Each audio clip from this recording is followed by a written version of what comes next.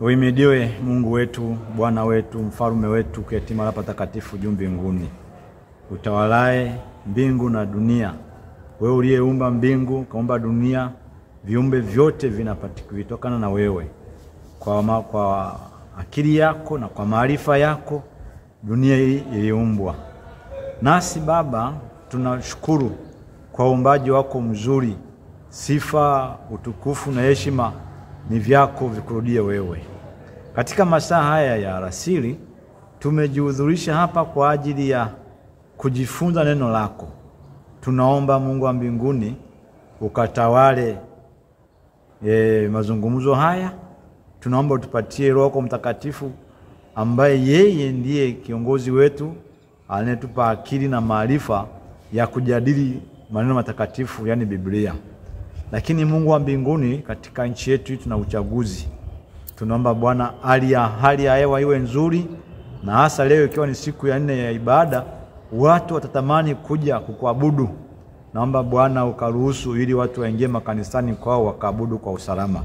Watu wasiogope, maana wewe ni Mungu wetu uliye juu yetu na juu ya yote, ambaye wewe ndiye mwenye uwezo kutawala na kuzuia.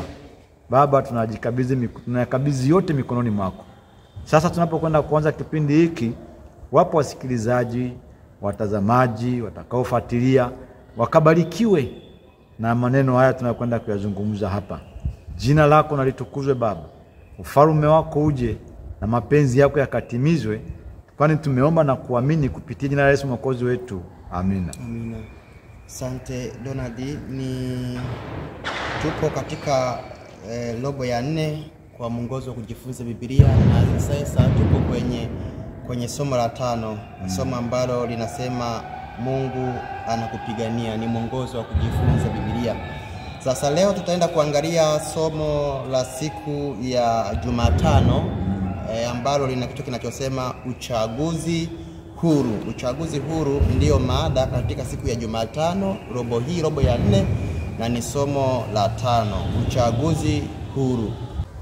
Mwinjilisti Donald Muganda, kabla tujaendelea kwa somo letu hili uchaguzi huru, moja kwa moja imenitafakarisha kurudi mwanzo kabisa mwa kiumbe aliyeumbwa na Mungu. Kiumbe huyo wa mwanzoni aliweza kuitumia hii nafasi ya kuchagua. Tukumbuke hicho kinasema uchaguzi huru. Kiumbe wa kwanza kabisa ambaye aliweza kuchagua uovu, aliweza kuchagua uasi, Ibilisi, Shetani. Tukirejelea kwenye vitabu vya Biblia, hasa tukisoma kwenye kile kitabu cha Ezekieli, tunakutana na sifa ambazo Shetani alikuwa ameumbwa na hizo.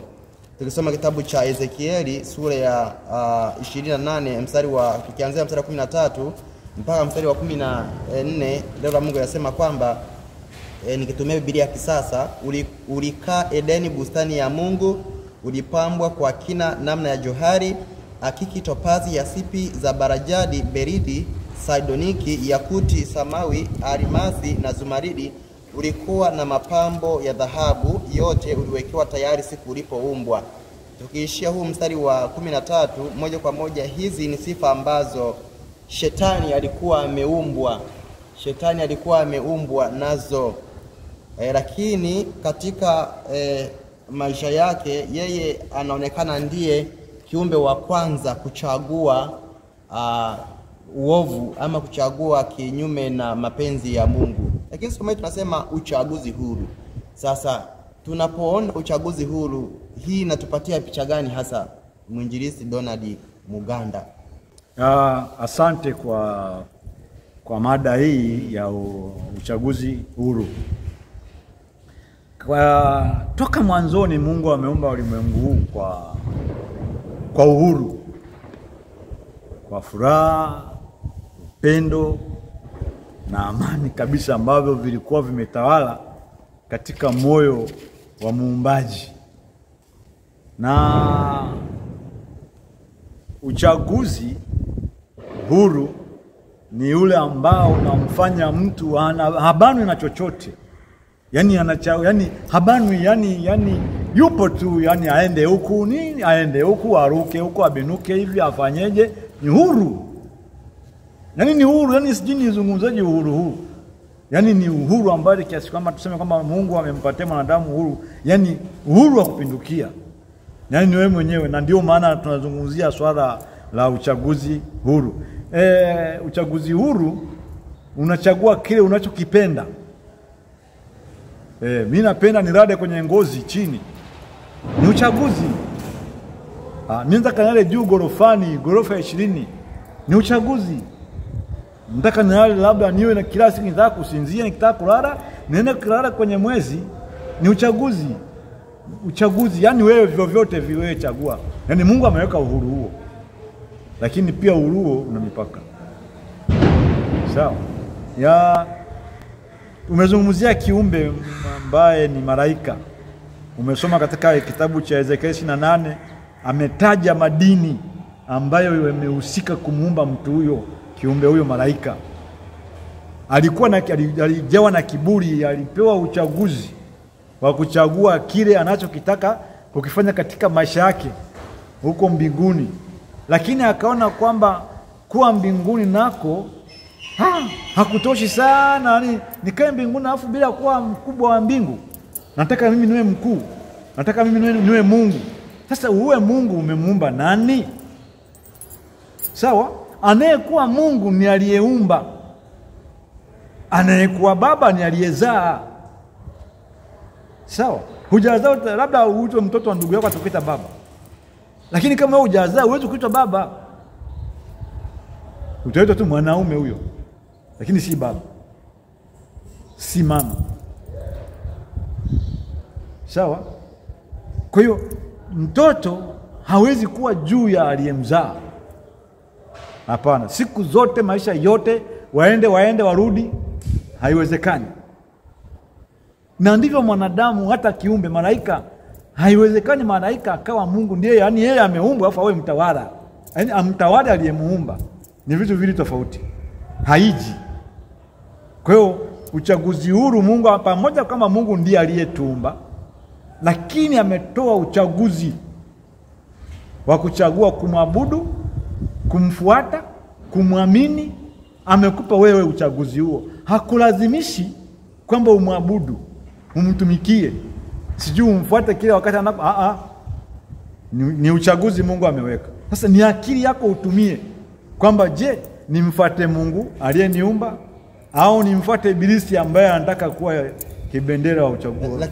Lakini mwinjilisti, Mungu ndiye aliyetuumba, na kwa maana hiyo Mungu aliyetuumba vile vile ametupatia uhuru wa kuchagua tusifuate mapenzi yake. Baada ya dhambi kuingia ulimwenguni, na hata kabla, maana hata baada ya mbinguni kule kwa shetani amepewa uhuru huo, akashindwa kuutumia, akadhani kwamba kupewa uhuru ndio sasa nimepewa mamlaka ya kumtoa Mungu kwenye utawala. Alipewa uhuru isipokuwa akupewa mamlaka. Unajua kuna uhuru, kuna mamlaka, kuna utawala. Sawa bwana? Tunapozungumza mamlaka ni utawala, ni ufalme. Kwa hiyo mfalme ametoa uhuru. Bwana, mimi nimeamua leo mwende mkatembee Coco Beach, au leo nimeamua mwende leo serikali, viongozi, wafanyakazi wa serikali wote nimewapa ruhusa ya kupumzika. Sasa kupewa kupumzika, umepewa upumzike. Haukupewa jambo lingine la kutaka kuwa juu ya ile kupa mapumziko. Sisi tumeelewana? Sasa ikiwa Mungu ametuumba bebe tena ametupatia uhuru wa kuchagua, tunapata picha gani hapa? Maana Mungu namna anavyotuumba ama alivyotuumba anakusudi na sisi. Ikiwa ametupatia nafasi tena ya kuchagua, huoni kwamba tunaweza tukajikuta tusiwe tena upande wake na akakosa kukamilisha kila alichokuwa amepanga? Mungu hana hasara hata kama akikosa wote. Nyota, mimea, wanyama, ardhi inamtosha kuwa mali yake. Jua, malaika mbinguni ni wengi tu wanaomwabudu. Kwa hiyo hana haja na mwanadamu asiyetaka kufanyaje, asiyetaka uhuru wa Mungu. Sawa? Mungu kukupa uhuru maana yake ni kwamba yani yani na yeye yani amekuheshimisha. Kakupa nafasi uchague. Ukichagua vibaya, yeye sio haja yake. Na wala Mungu hawezi kukosa watu. Hiyo ni mitazamo yetu akilini. Mungu hakosi watu, wapo. Biblia imewataja, kuna watakatifu wa Mungu. Tayari wengine wako mbinguni, tulishawasoma huko. Enoke, Musa, Elia. Wako wapi? Wapo mbinguni. Na hapa duniani kuna waliolala. Ibrahimu baba wa imani, wengi wakina Daudi, wengi, jeshi kubwa la watakatifu wa Mungu waliolala ambao wanasubiria ufufuo wa mara ya pili. Watakuja kuwachukua. Kwa hiyo sisi tulio hai, hata kama tukifia dhambi wakataa kutubu, wale waliolala ni mali yake. Wapo. Na hata sisi bado kuna ambao wapo ni wana uhuru, yani wamepewa uhuru, wakamthamini yule aliyewapa uhuru, kwamba huyu ametupa uhuru, kwa lazima tumfanyaje, tumsifu na kumtukuza na kumtegemea, na kwa sababu ndiye katupa uhuru. Kuna mengi ndani ya uhuru kwa yeye aliyetupa uhuru. Kwanza ndiye Mungu mtawala, ana nguvu, yani hakuna kitu kinachomshinda, na wala hakuna sekunde inayopita kwamba sekunde imepita yeye hajafanya jambo kwako. Hapana. Hazuiliwi na muda wa kuokoa, hazuiliwi na muda wa kuangamiza, hazuiliwi. Ameamua, akiamua ameamua. Isipokuwa tukiona tawala za duniani hapa na farume hizi, tunaogopa, tunazishusha, tunashusha nguvu ya kunaona kama kwamba Mungu hana nguvu. Mungu ametupa uhuru, lakini ana nguvu katika uhuru huo. Sawa? Katupa amani, upendo. Yaani kukupa uhuru maana kwamba anakupenda, anakuthamini. Kwa hiyo mtazamaji na msikilizaji, uelewe wazi kwamba Mungu amekupa uhuru. Basi utumie uhuru huo kumwabudu yeye na kumtegemea na kumtumaini yeye. Ametupa uhuru, kakupa uhuru. Sasa ni namna gani wewe unaotumia uhuru wako huo? Unautumia uhuru kumchagua yeye awe Mungu wako, au uhuru amekutumia kumchagua Ibilisi kuwa Mungu wako na kuwa msaada wako? Wengi wamemkimbilia shetani. Sawa? Wakisema kule kuna mali, na kweli shetani ana mali, na yeye naye anagaia watu mali zake, lakini kwake hakuna tumaini lolote la wokovu.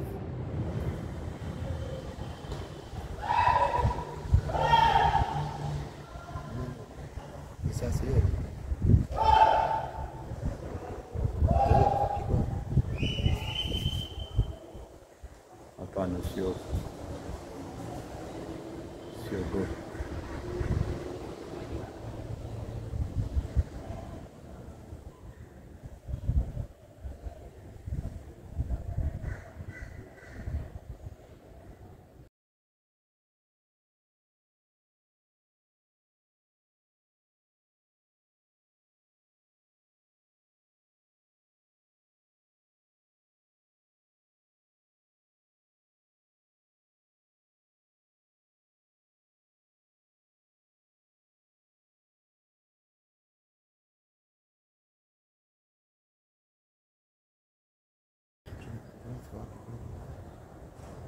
Tuko tunazungumzia tu uhuru, ndio mambo ya ulimwengu haya. Okay. Naam, sasa mbali na Mungu sasa amekwisha kutuumba, lakini vile vile ametupatia uhuru wa kuchagua, lakini bado ana pendekezo kwetu kwamba tumchague yeye, na katika kumchagua yeye tuweze kunufaika na vitu vingi ambavyo ameviumba kwa ajili yetu, ameviumba kwa ajili ya sisi kutuweka. Naam, kwa hiyo bado tuna nafasi ya kuchagua upande wa Mungu ili tuweze kunufaika na vitu vingi ambavyo Mungu ameumba na kwetu. Lakini tunajifunza nini hapa? Kwamba Mungu ametuumba ndio, lakini ana uwezo kufanya chochote kabisa, lakini vile vile bado ametupatia nafasi ya kuchagua, tena uchaguzi huru kabisa. Tunajifunza nini kibinadamu kwetu sisi kama wanadamu katika chaguzi mbalimbali ambazo tunaweza tukawa tunazifanya katika taratibu na miongozo yetu kiujumla katika dunia? Uchaguzi Mungu ametupatia uchaguzi, tuchague kile, yani tuwe makini katika uchaguzi. Tutumie akili, tutumie maarifa yake. Ametupa akili, akatupa maarifa. Sawa? Kwa lazima tutumie vitu vya namna hiyo. Tutumie akili katika uchaguzi. Tuwe makini katika uchaguzi. Sijui umenielewa? Yaani uchaguzi, neno uchaguzi ni kuhakikisha kwamba unachagua kile ambacho unakitaka. Tunapo katika swala la uchaguzi ni lazima tutumie hekima sana. Tutumie akili. Ili mwisho wa siku usije ukajuta. Kwa sababu kwenye uchaguzi kuna kujuta, kuna kufurahia. Sawa? Unajuta kile ulichochagua. Unajutia kile ulichochagua. Au unafurahia kile ulichofanyaje? Ulichochagua. Kwa hiyo kwa maana hiyo unaweza ukachagua na ukakosea. Kwenye uchaguzi unakosea. Unaweza ukachagua kama niko sahihi, lakini mwisho wa siku unajikuta unafanyaje? Umekosea. Katika mwongozo wa kujifunza Biblia, paragraph ya pili, mwandishi anasema kwamba tena tangu dhambi ilipoibuka duniani hakuna upande wa kati. Mtu anakuwa ama upande wa Mungu au yuko kinyume chake. Upande mmoja anaongoza kwenda uzimani na ni uzima wa milele, na upande mwingine katika mauti, yani mauti ya milele. Sasa hapa tunaweza tukatumia nini? Ili kipengele hicho. Naam, kipengele kinasema kwamba tena tangu dhambi ilipoibuka duniani hakuna upande wa kati. Mtu anakuwa ama upande wa Mungu au yuko kinyume chake. Upande mmoja unaongoza kwenda uzimani, yani uzima wa milele, na upande mwingine katika mauti, yani mauti ya milele. Sasa swali liko hapa kwamba ikiwa tangu dhambi imeingia duniani hakuna upande wa kati, kwamba katika uchaguzi wowote mwanadamu anaokuwa anachagua unakuwa unampelekea aidha aweze kupata uzima wa milele au kinyume chake, yani aweze kukosa uzima wa milele. Sasa tunaweza tukatumia nini ili kuweza kupima kabla tujafikia katika hitimisho la uchaguzi, kubaini ya kwamba uchaguzi huu unanipelekea katika sehemu isiyo sahihi, ili niweze kugairi na niweze kuingia katika upande ulio sahihi? Tangu awali tumezungumza uchaguzi unakupeleka popote pale unapotaka wewe. Sawa? Yaani sijui niseme kwamba yani kuna uchaguzi kabla hujachagua wewe, kwamba unakupeleka mahali unapo, yani uchaguzi ni wako binafsi. Uchaguzi unategemea. Kuna kuchagua kwa kushinikizwa. Wanachagua kuishi, chagua kufa. Sawa? Anaweza kaja adui hapa, mtu ametumwa tu kwako kukuua, kuwekea sumu hapo. Kwa unaweza ukanywa sumu kwa sababu umeshinikizwa, lakini si kwamba ulichagua ufe. Sawa? Kwa katika uchaguzi pia kuna kushinikizwa, yani kuna uchaguzi ambao si hali yako, ni uchaguzi lazima. Umeshinikizwa na mtu, umeshinikizwa na familia, pengine hasira zimekupelekea umechagua bana, mimi nakufa. Sawa? Kwa mfano uchaguzi wa leo wa viongozi. Sawa? Mtu anamchagua rais anayemtaka, akimpelekesha vibaya alimchagua yeye. Kuna watu hawajachagua, hawajatoka kwenda kuchagua.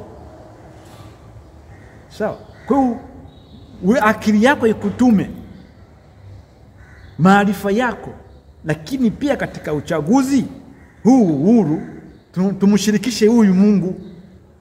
Ili uchaguzi wako uwe sahihi, mshirikishe nani? Mungu. Ukimshirikisha Mungu, uchaguzi wako ni sahihi. Kwa sababu kamwe Mungu hajawahi kumtupa mja wake. Kama mtu amekwenda kumlilia Mungu achagua anavyotaka, asivyotaka, hapana. Ukishamuomba Mungu hebu nipe cha kuchagua ni kipi? Mungu atakuongoza. Sawa? Lakini kwake yeye pia ni maombi na kuomba. Yule ambaye ajishughulishi na neno la Mungu kusoma, huyu uchaguzi wake ni mbovu. Lakini kwa yeyote ambaye anampigia Mungu magoti na kumwomba siku zote za maisha yake, lazima atachagua vema.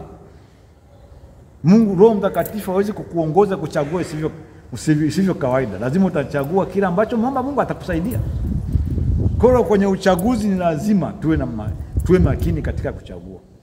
Ni nani tunayemchagua? Atatusaidia nini? Sawa. Kama umechagua kwenda jehanamu, umechagua wewe kwenda jehanamu. Umechagua kufa. Umechagua kwenda mbinguni, umechagua vema. Kwa uchaguzi wako ndio utakao kuonyeshana kwamba nilichokichagua ni chema au ni kibaya. Na je, na kama nimechagua nimemshirikisha Mungu kwenye uchaguzi wangu? Tuchague kwa kumshirikisha Mungu. Asante sana, lakini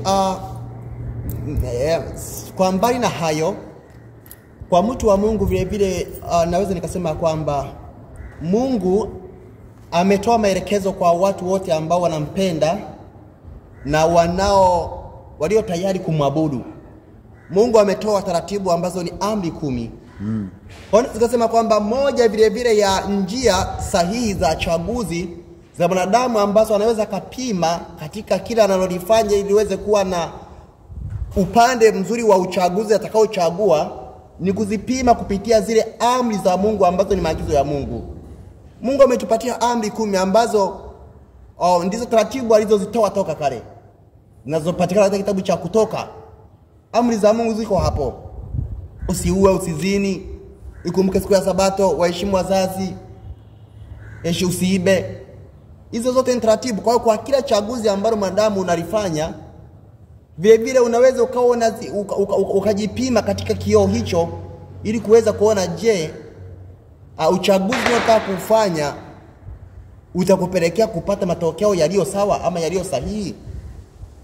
Lakini kitu kingine sasa, ijapokuwa katika maisha ya kiroho kuna nafasi za kuchagua, lakini nini sasa ambacho mtu anaweza akafanya ikiwa tayari nafasi ya kuchagua ipo na ameamua kuchagua, akaja akajikuta kumbe chaguzi aliyoifanya ina matokeo mabaya, yaani ni chaguzi ambazo inampelekea katika upotovu?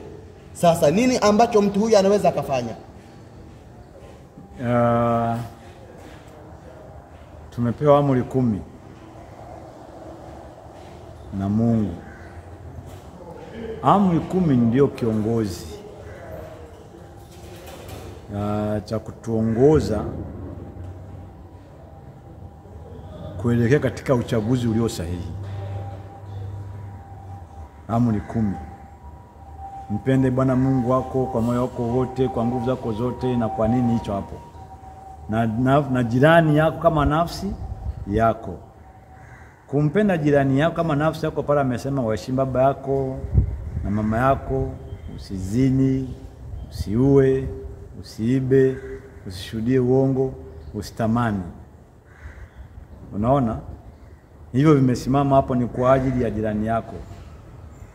Kama tukienda vema na huu mwongozo wa amri 10 za Mungu, hakika ninaamini kwamba kila mmoja atakuwa na chaguo hilo jema.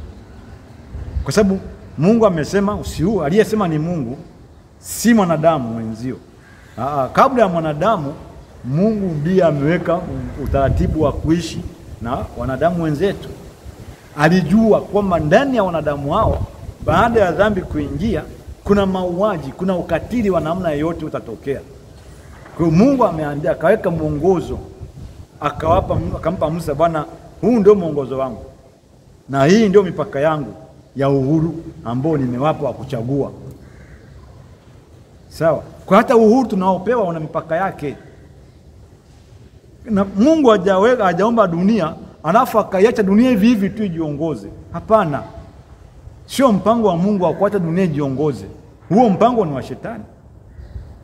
Na ndio maana tunaona yote yanatokea haya.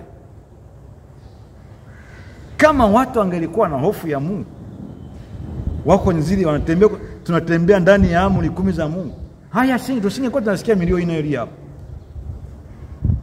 Tungekuwa tunasikia ni vigeregere tu, watu kwa nashangilia. Hii inatoka wapi? Tumevunja amri 10 za Mungu. Tumekataa kumtii Mungu. Sasa kwa sababu tumekataa kumtii Mungu, Mungu ameondoa mikono yake. Sasa tunatumia nguvu. Kwa sababu tunatumia nguvu tukiwa chini ya utawala wa nani? Wa Shetani, ambaye ndiye katia, ambaye anataka watu wote waangamie. Lakini kuona watu wanatembea hivi si nguvu ya Shetani. Hiyo ni nguvu ya nani? Ya Mungu. Pamoja kwamba uovu humo duniani, lakini bado ameshikilia dunia, ameweka amani. Akisubirisha mpaka ule wakati ambao yeye ameuweka, kwamba hapa ndio mwisho wa mpaka ambao nilikuwa nimeweka kuishikilia dunia. Kwa hiyo mpaka ule ukiisha, yeye anakuja kuchukua wale walio wateule wake, ili hawa ambao walibaki sio wateule wabaki katika dhiki zao, wakishangilia ugovu wao na maumivu waliochagua kuyapata. Lakini kama utatembea katika mustakabali ambao Mungu ameweka utaratibu mzuri, tuende katika utaratibu huo. Mungu, nadhani kama watu watageuka na kumfuata Mungu, leo hii nchi inakuwa na amani. Tena muda sio mrefu, ni sekunde tu. Yaani yeye ni kufumba na kufumbua, kashabadilisha. Na ndio maana nimekuambia kwamba Mungu hacheleweshwi na muda. Yeye muda wake ni tofauti na muda wa kibinadamu. Mungu ana muda wake na mwanadamu ana muda wake. Muda wa mwanadamu ni kusubiri, Mungu asubiri muda. Ameweka mpaka, ukifika na anafanya kile alichoamua kufanya. Kwa hiyo sasa sisi ambao tuko katikati hapa, ambao Mungu anatuhitaji, Shetani anatuhitaji, angalia ni upande upi ambapo kuna nini utakuja ukuokoe. Sawa? Usiangalie furaha ya nchi, nitapata hiki, nitapewa hiki. Ni cha muda. Hicho unachoahidiwa ni cha nini? Ni cha muda. Lakini ahadi ya Mungu ni ya milele. Utakufa, utafufuka, utaikuta. Sawa? Alisema nitakuja niwapeleke wapi? Mbinguni, nitakuja niwachukue. Yesu akasema ninapokwenda naenda kuandalia nini? Mahali. Na nikisha kuandalia mahali nitakuja kuwachukua tena, ili nilipo mimi na ninyi mfanyeje? Muwepo. Hiyo ni ahadi. Kwa hiyo si jukumu la Mungu kushinikiza wewe uichague ahadi hiyo. Mungu amekuachia hapo sasa, wewe mwenyewe kakuachia uwanja mkubwa, ukimbie umalize uwanja huo wewe mwenyewe. Amekupa uwanja mpana, yani ukimbie kuchagua. Kuna hapo mbele kuna vitu viwili, kuna wema, kuna uovu. Sawa? Kuna amani, kuna huzuni, kuna taabu. Sawa? Kuna furaha, kuna huzuni, kuna kicheko, kuna kilio. Sasa ni upande gani utachagua kwenda? Huu kwa Mungu na tumaini kubwa. Upande wa pili huu hauna tumaini. Tumaini lake ni fupi tu, halina msaada wowote. Sawa? Na ndiko kunaonekana kwamba kuna watu wengi, lakini Mungu ana jeshi kubwa sana. Jeshi. Kwa hata dunia hii ikiangamia, Mungu hana hasara. Ana masayari mengi, yana watu na wanaishi kwa amani, wanamwabudu yeye, hawakutenda dhambi. Ni dunia yetu hii tu imechafuka. Unaona mtu anapita hapa, mengine amevaa mpaka watu nataka, mtu anaogopa. Kwa nini tuogope wakati ni mwanadamu mwenzio? Amani duniani hamna. Uhuru wa hiari haupo. Umebaki uhuru wa kulazimisha. Mungu alazimishi, Shetani analazimisha uhuru. Mimi nitawapa hiki, mimi nitawatendea hiki. Hana chochote. Matendo yote na miujiza yote ni kwa nani? Ni kwa Mungu peke yake, anayetujua mwanzo mwisho, kwa sababu ametuumba. Lengo lake ni kwamba tuwe na uchaguzi bora. Kwa hiyo ndani ya uchaguzi utakaochagua, tumshirikishe yeye na tumtegemee yeye, tumwambie yeye, kila kitu ni yeye. Haja zako zote na zijulikane kwake yeye, ambaye yeye ndiye anayeokoa. Nini cha mwisho? Anasema kwamba ni kitabu cha Yohana sura ya 5 nadhani pale, sura ya 5 ya 15. Mkinipenda mstari wa 14, sura ya 14. Msifadhaike mioyoni mwenu. Mnamwamini Mungu, niaminini na mimi. Nyumbani mwa Baba yangu mna makao mengi. Kama sivyo ningaliwaambia, maana naenda kuandalia mahali. Basi mimi nikienda na kuandalia mahali, nitarudi kuandalia mahali. Basi mimi nikienda na kuandalia mahali, nitakuja tena niwakaribishe kwangu, ili nilipo mimi nanyi muwepo. Nami niendako mwaijua njia. Tomaso akamwambia, Bwana, sisi hatujui uendako, nasi twaijuaje njia? Yesu akamwambia, mimi ndimi njia na kweli na uzima. Mtu haji kwa Baba ila kwa njia ya mimi. Kama mngalinijua mimi, mngalimjua na Baba yangu. Sasa mnamjua tena mmemwona. Filipo akamwambia, Bwana, utuoneshe Baba, yatutosha. Yesu akamwambia, mimi nimekuwapo pamoja nanyi siku hizi zote, wewe usinijue Filipo? Aliyeniona mimi amemwona Baba. Basi wewe wasemaje, utuoneshe Baba? Usadiki ya kwamba mimi ni ndani ya Baba na Baba yu ndani yangu? Hayo maneno niwaambiayo mimi siyasemi kwa shauri langu, bali lakini Baba akaaye ndani yangu huzifanya kazi zake. Mnisadiki ya kwamba mimi ni ndani ya Baba na Baba ndani yangu? La, hamsadiki. Hivyo sadikini kwa sababu ya kazi zenyewe. Amini, amini nawaambieni, yeye aniaminie mimi, kazi nizifanyazo mimi, yeye naye atazifanya, naam, na kubwa kuliko hizo atafanya, kwa kuwa mimi naenda kwa Baba. Nanyi mkiomba lolote kwa jina langu, hilo nitalifanya, ili Baba atukuzwe ndani ya Mwana. Mimi mkiniomba neno lolote kwa jina langu nitalifanya. Mkinipenda mtazishika amri zangu.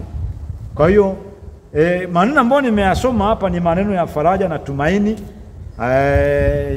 ya kutufanya tuwe katika uchaguzi ulio sahihi, kumtumaini Bwana. Anasema mkiniamini mimi, mmemwamini Bwana Baba. Sawa, ukinipenda mimi, umempenda yeye aliyenipeleka. Sawa, maana mimi niko ndani ya Baba na Baba yuko ndani yangu. Kwa hiyo ahadi ambazo Yesu amezitoa ni ahadi za tumaini na za faraja na za kutegemewa. Hatuwezi kutegemea ahadi ambayo hatukupewa. Tunategemea ahadi ambayo Mungu ameitoa. Amesema na kwenda kuandalia mahali. Tutumainie hilo. Tutumie uhuru kutumia na fursa hiyo ambayo ametupatia, ili siku atakapokuja tumlaki Bwana hewani. Hatuwezi kuja kanisani hapa kuja kuabudu bure. Filipo anamwambia utuoneshe Baba. Yesu akamwambia kwamba na maana Baba hujamuona, si umeniona mimi? Kwa sababu tumemwamini Yesu, tumemwamini na Baba, kwa sababu ndiye amemleta Yesu. Kwa hiyo kwa yote tunayatenda katika nani? Katika yeye.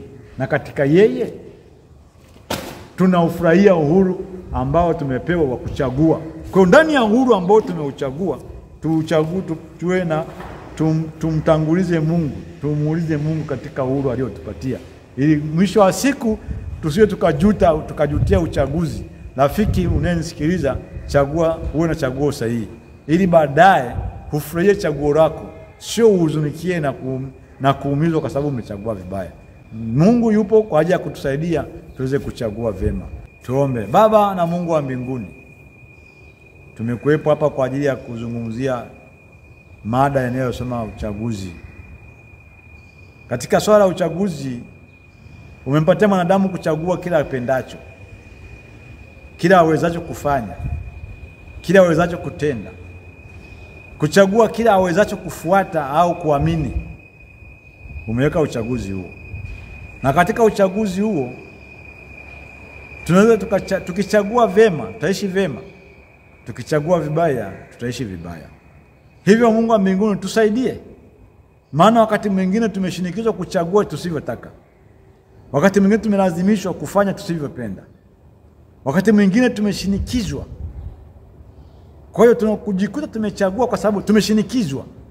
Na kwa sababu tumeshinikizwa, tunajikuta tumekosea, tumekutenda dhambi. Hofu imetawala ndani ya mioyo yetu. Tusaidie Baba, utupatie ujasiri wa pekee ili katika uchaguzi wetu tuchague jambo lililo sahihi. Ili siku za usoni sio tukajikuta tunajutia, bali tujikuta tunashangilia na kufurahia maana tulichagua vema. Baba, asante kwa yote yanayotendeka katika nchi yetu. Tunaomba amani na utulivu vikawepo.